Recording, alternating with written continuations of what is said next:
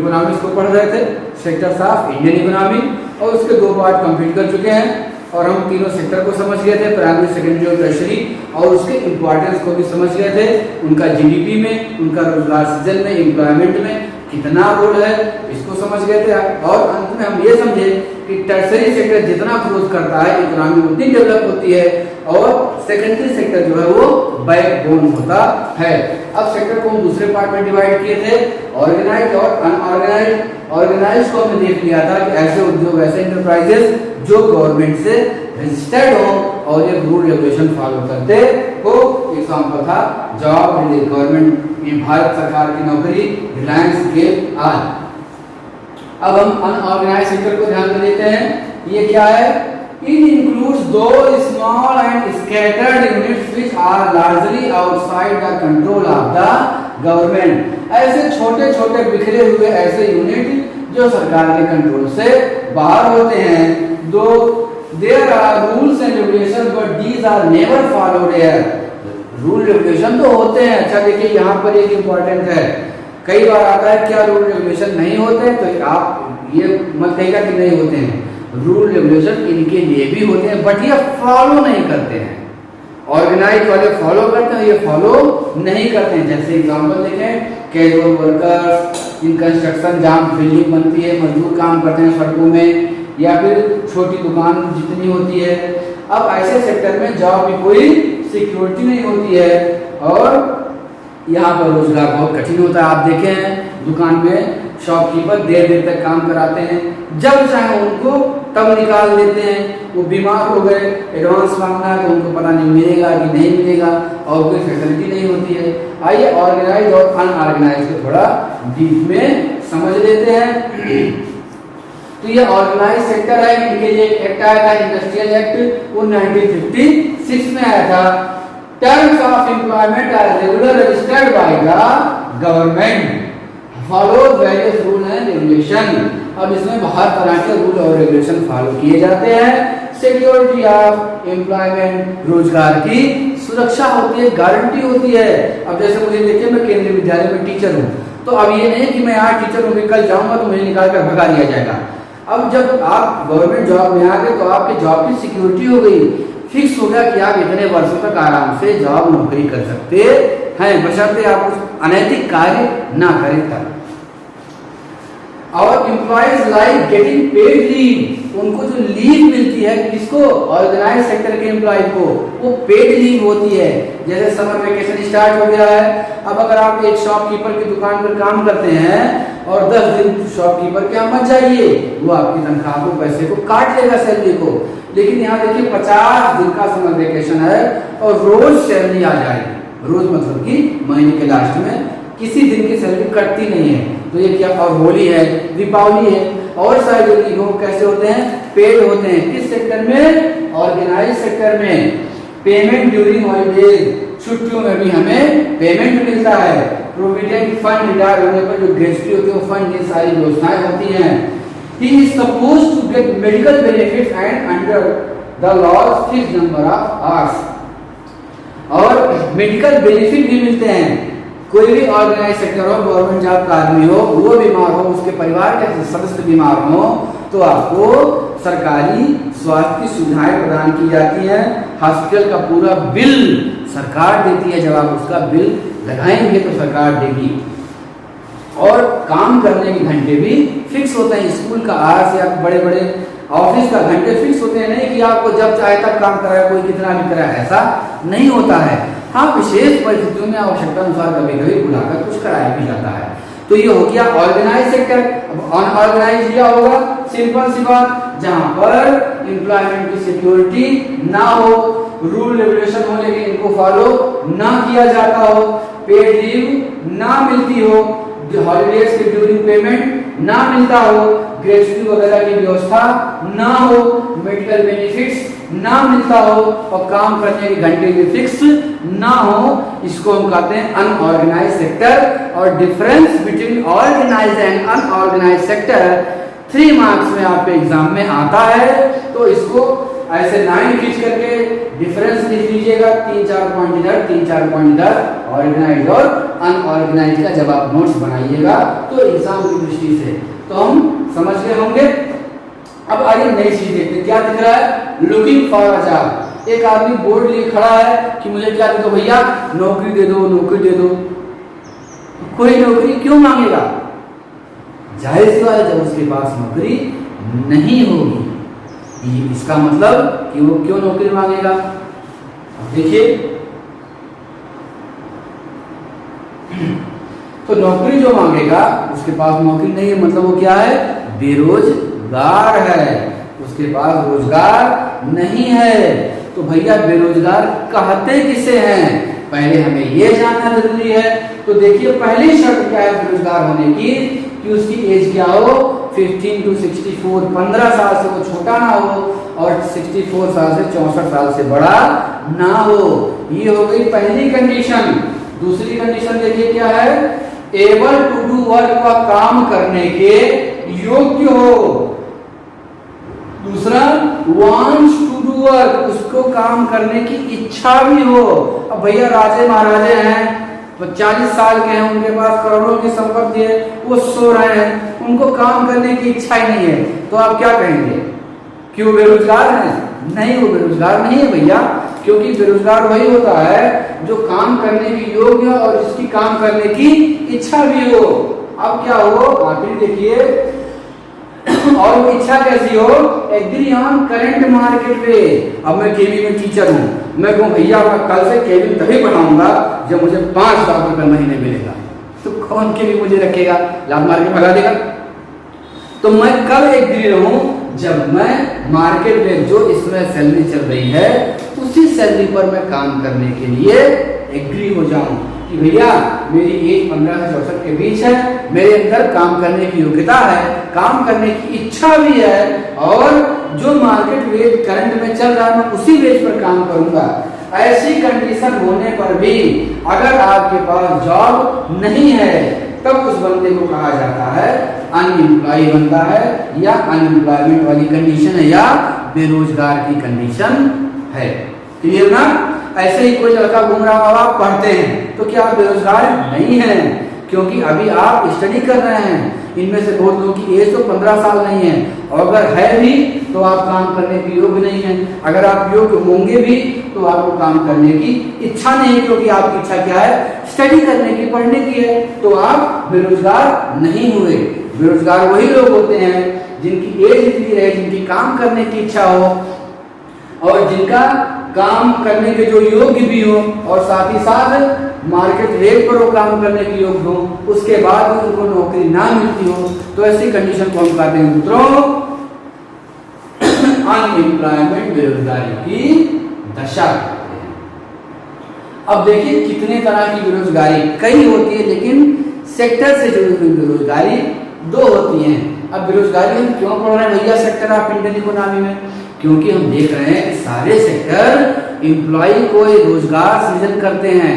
Primary sector, secondary sector, tertiary sector, लोग काम करते हैं इस सेक्टर में और अर्न करते हैं, अर्निंग करके इकोनॉमी को डेवलप करते हैं।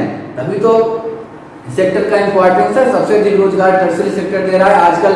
Tour, travel, banking, IT, communication, इनमें कितने लोग रोजगार पा रहे हैं, तो टर्सरी सेक्टर का इंपॉर्टेंस बढ़ रहा है। तो इसी नाते हम देखें कि रोजगार और अनएम्प्लॉयमेंट क्या है, और 2 तरह का अनएम्प्लॉयमेंट देख रहे हैं, एक ओपन और एक डिस्गाइज, मतलब प्रच्छन्न या छिपी बेरोजगारी।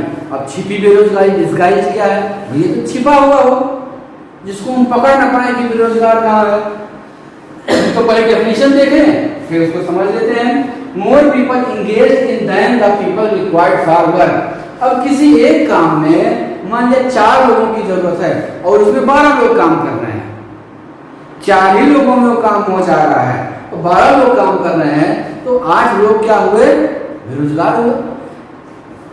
People do less work than their efficiency, तो लोग क्या करेंगे, अपनी एफिशिएंसी से ज्यादा काम नहीं करेंगे, कम काम करेंगे।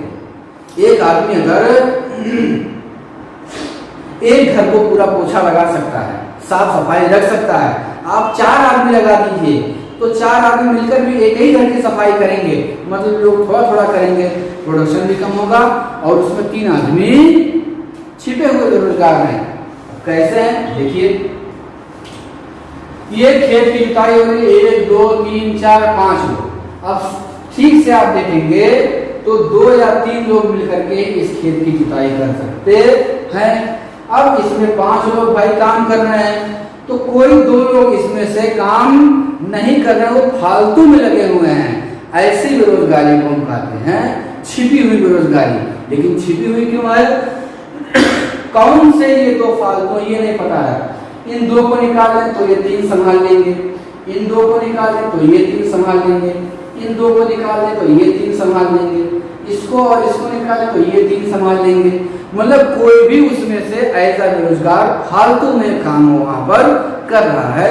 इसी को हम प्रच्छन्न बेरोजगारी या डिस्गाइज्ड अनएम्प्लॉयमेंट या छिपी हुई बेरोजगारी कहते हैं। अब ओपन एम्प्लॉयमेंट क्या है? ये कंट्री में बहुत जबरदस्त है हमारे। When a country's labor force do not get opportunities for adequate employment, जब कंपनी का लेबर फोर्स, श्रमिक वर्ग जो मेहनत करता है, योग्य है, वो अपने अनुसार, अपनी इच्छा के अनुसार क्या ना पा सके, रोजगार ना पा सके, तब ऐसी कंडीशन को हम कहते हैं ओपन अनएम्प्लॉयमेंट, खुली हुई बेरोजगारी। This type of unemployment is generally found in industrial sector of our economy. This is also found among the landless agricultural laborers in rural area. जिसके पास जमीन नहीं है, ऐसे लोग, मजदूर लोग इसमें बहुत हैं। वो सब काम करना चाहते हैं लेकिन उनको काम नहीं मिलता है। आप कहीं भी शहर में देखिए, एक मंडी लगती है, लेबर लोग वहां आकर खड़े होते हैं और आधे लेबर रोज लौट जाते हैं। उनकी एज भी है, उनकी काम करने की इच्छा भी है, वो काम करना चाहते हैं, मजदूरी जितना चल रहा उतने पर वो तैयार हैं, लेकिन उतना काम ही नहीं है, इस नाते वो आधे लौट जाते हैं। फैक्ट्रियों में भी ऐसे ही हाल होता है। तो ये, और इसके अलावा आप देखिए स्टूडेंट्स कितने होते हैं, पढ़े लिखे होते हैं, फॉर्म भरते हैं, लेकिन नौकरी कम निकलती है तो वो नौकरी नहीं पाते हैं, बेचारे फॉर्म भरते ही रह जाते हैं। देखिए विद्यार्थी हैं, परीक्षा देकर कंपटीशन का आ रहे हैं, लेकिन उनके पास नौकरियां नहीं मिलती। क्यों नहीं मिलती हैं भैया? 5 लाख लोग फॉर्म भरेंगे और नौकरी कितनी निकलेगी? 300। पीसीएस में निकलेगी 200 भर्ती, फॉर्म भरने वाले 5 लाख, तो बाकी सब तो छट जाएंगे ना। तो इस अनएम्प्लॉयमेंट को कहते हैं ओपन अनएम्प्लॉयमेंट। अब गांव में, रूरल लेबर में, जो ग्रामीण लेबर थे, उनमें बेरोजगारी बढ़ती जा रही थी। इसलिए सरकार ने जो असंगठित क्षेत्र के मजदूर हैं, अनऑर्गेनाइज सेक्टर के लोग हैं, जो अनएम्प्लॉय हैं, जिनके पास रोजगार नहीं, उनको रोजगार देने के लिए गवर्नमेंट ने एक कदम उठाया और उस कदम का नाम देखिए, national rural employment guarantee act, राष्ट्रीय ग्रामीण रोजगार योजना गारंटी अधिनियम 2005। एक ऐसा एक्ट लाया जो ग्रामीण लोगों को रोजगार देने की गारंटी दे रहा था कि सबको रोजगार मिलेगा। क्यों लाया भैया? क्योंकि रोजगार मिलेगा तो इनकम बढ़ेगी, इनकम बढ़ेगी तो हमारा हेल्थ सही रहेगा, हेल्थ सही रहेगा, मेंटल हेल्थ, फिजिकल हेल्थ सही रहेगा, तो हमारा एजुकेशन स्तर भी सही होगा। और ये जब सब कुछ होगा तब पुराने चैप्टर को याद कीजिए, तभी एसडीआई में हम ऊपर आएंगे और हम क्या करेंगे, डेवलप कंट्री में आ सकते हैं। तो ये 5 नंबर में एग्जाम में आता है आपके। अब देखिए इसका ऑब्जेक्टिव क्या है। 2005 जो नरेगा आया, शॉर्ट फॉर्म इसका NREGA, national rural employment guarantee act, कि 100 दिन के रोजगार की गारंटी दी जाए ग्रामीण लोगों को जो काम कर सकते हैं और जिनको काम की आवश्यकता है। अब कई बार ऐसा होता है काम ही नहीं है, तब क्या करेगी? तो गवर्नमेंट ने ये भी एक्ट में एक पॉइंट रखा कि यदि government unable to provide this employment, अगर गवर्नमेंट किसी कारण से रोजगार नहीं प्रोवाइड करा पा रही है तो उसके बदले वो क्या देगी? अलाउंसेस देगी, भत्ते देगी, उसके बदले में रुपया उनको देगी। इस तरीके से लोगों की इनकम को, लोगों के लाइफ स्टैंडर्ड को गवर्नमेंट बढ़ाने की कोशिश करेगी। अब 5 मार्क्स में आएगा तो आप लिखेंगे क्या? तो देखिए क्या लिखेंगे।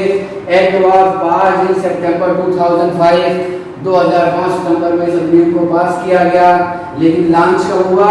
2 फरवरी 2006 में हुआ। इसका एम उद्देश्य क्या था? राइट टू वर्क, लोगों को काम करने का अधिकार देना। और इसको सबसे पहले टुकड़े टुकड़े में करके 625 जिलों में लॉन्च किया गया। उसके बाद क्या किया गया? 1 अप्रैल 2008 से इसको भारत के सभी जिलों में लागू कर दिया गया, सबको रोजगार की गारंटी दे दी गई। फिर 1 साल बाद 2 अक्टूबर आया। 2 अक्टूबर को हमारे बाबा गांधी जी पैदा हुए थे, तो उनको श्रद्धांजलि देने के लिए इसको रीनेम किया गया। इसका नाम रखा गया MNREGA, मतलब नरेगा से क्या हो गया? मनरेगा हो गया, मतलब इसे महात्मा गांधी जोड़ दिया गया, तो हो गया Mahatma Gandhi national rural employment guarantee act. ये सारे पॉइंट आप लिख देंगे, आपको 5 मार्क्स मिल जाएंगे। अब देखिए इकोनॉमिक सेक्टर को एक और तरीके से हम बांट रहे हैं, और धीरे धीरे हमारा चैप्टर अपने एंड की ओर बढ़ रहा है। पब्लिक सेक्टर, प्राइवेट सेक्टर बहुत आसान है। पब्लिक मतलब लोगों का, तो लोगों का, लोगों के लिए, लोगों के द्वारा ये कौन होता है? ये डेमोक्रेटिक गवर्नमेंट होती है, लोकतांत्रिक सरकार। तो वो सेक्टर जो सरकारी सेक्टर हो, लोगों के लिए काम करता हो, वो पब्लिक सेक्टर होता है। और वो सेक्टर जो प्राइवेट और निजी हो, किसी अपने निजी व्यक्ति का हो, वो प्राइवेट सेक्टर होता है। अब बहुत सारे प्राइवेट सेक्टर होते हैं, बहुत बड़ी कंपनियां आप जानते होंगे। अब पब्लिक सेक्टर का कंट्रीब्यूशन क्या है? ये भी 5 मार्क्स का क्वेश्चन है आपके एग्जाम में। Economic development of a nation, किसी नेशन के डेवलपमेंट में पब्लिक सेक्टर का योगदान क्या? तो एक एक करके देख लेते हैं। It promotes rapid economic development through creation and expansion of infrastructure, roads, पुल्स, कितने सारे सड़क और पुल बनते हैं, गांव-गांव में सड़कें बन रही हैं। तो इससे हमारा, और इलेक्ट्रिसिटी पहुंचाई जा रही है, क्यों? क्योंकि इससे हमारा बेसिक इंफ्रास्ट्रक्चर जो है मजबूत होता है। आप देख लीजिए, आप अनाज पैदा कर रहे हो, अगर सड़कें ना रहे, ट्रांसपोर्ट ना, तो आप नहीं ले जा पाएंगे। बिजली ना रहे तो बहुत सारे काम आप नहीं कर पाएंगे।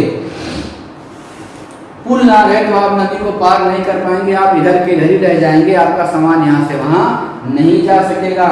It generates financial resources for development, development के लिए फाइनेंशियल आर्थिक संसाधनों को उत्पन्न करता है। It is ensuring equality of income, wealth and दस आ बैलेंस रीजनल डेवलपमेंट, क्षेत्रीय डेवलपमेंट भी करता है, हर जगह पे डेवलपमेंट को करता है, बैलेंस बनाता है, इस प्रदेश में, उस प्रदेश में, अरुणाचल में भी डैम बनेगा, वहाँ पर भी पुल बनेगा, रोड बनेगा, कश्मीर में भी बनेगा, यूपी भी बनेगा, तो पूरे क्षेत्र को लेकर के चलता है। इसके अलावा ये रोजगार भी देता है। It encourage development of small medium and cottage industries, छोटे छोटे जो उद्योग होते हैं, लघु उद्योग होते हैं, खादी ग्राम उद्योग के तहत लोन दिलाया जाता है इन लोगों को, ताकि इन उद्योगों का विकास हो। अब छोटे इंडस्ट्रीज को क्यों डेवलप करते हैं भाई? सब लोग तो बड़ी फैक्ट्री लगा नहीं पाएंगे, तो छोटे लोग जो लगाएंगे उससे लोकल लेवल पर भी डेवलपमेंट हमारा इकोनॉमिकल हो सकता है। It ensures easy availability of goods and moderate rates, जब सड़कें होंगी, जब आवागमन होगा, जब सरकार लोगों का सामान खरीदेगी, जगह जगह पहुंचाएगी, राशन की दुकानें खुलेंगी, सरकारी राशन की दुकानें भी होती हैं, तो उससे क्या होता है कि अवेलेबिलिटी ऑफ गुड्स, सामानों की अवेलेबिलिटी हर जगह हो जाती है। अब अगर ये प्राइवेट होगा तो उन लोगों के लिए क्यों करेगा? वो अपने लिए करेगा, वो ज्यादा दाम रखेगा। अब से गवर्नमेंट हॉस्पिटल है, आप 1 रुपए 10 रुपए की पर्ची में अपना इलाज करवा लेते हैं, प्राइवेट में डॉक्टर आपसे 1000 रुपए लेता है। तो पब्लिक सेक्टर का आप देख रहे हैं ना कितना इंपॉर्टेंस हो रहा है। और इससे क्या होता है? SDI भी इम्प्रूव होता है, क्योंकि हेल्थ और एजुकेशनल सर्विस, कितने सरकारी विद्यालय, आपका केंद्रीय विद्यालय भी एक गवर्नमेंट स्कूल है, नवोदय है, कितने प्राथमिक शालाएं हैं, ये सब फायदे के लिए काम नहीं करते हैं, ये नेशन को इम्प्रूव डेवलप करने के लिए काम करते हैं। तो पब्लिक सेक्टर लोगों के फायदे के लिए काम करता है, प्राइवेट सेक्टर अपने फायदे के लिए काम करता है। पब्लिक सेक्टर से इंफ्रास्ट्रक्चर मजबूत होता है और लोगों का और रीजनल लेवल पर हर जगह डेवलपमेंट होता है। पब्लिक सेक्टर से ह्यूमन डेवलपमेंट इंडेक्स भी अच्छा होता है, प्राइवेट सेक्टर का अपना योगदान होता है। कुल मिलाकर के सरकार जनता के लिए काम करती है, क्योंकि वो जनता के द्वारा होती है। तो ये हो गया पब्लिक सेक्टर का आपके डेवलपमेंट में, इकोनॉमी में रोल। इसी के द्वारा ये चैप्टर खत्म होता है। आप इसको अच्छे से पढ़िए, रिवाइज करिए, एनसीईआरटी बुक्स को पढ़िए, अपने नोट्स बनाइए। जल्दी हम मिलेंगे आपका इकोनॉमिक्स का नेक्स्ट चैप्टर लेकर के, मनी एंड क्रेडिट। वीडियो को लाइक, शेयर, चैनल को सब्सक्राइब जरूर करिएगा और पढ़ते रहिएगा। सभी को बहुत बहुत सारा नमस्कार। खेलते रहिए, मस्त रहिए, पढ़ते रहिए।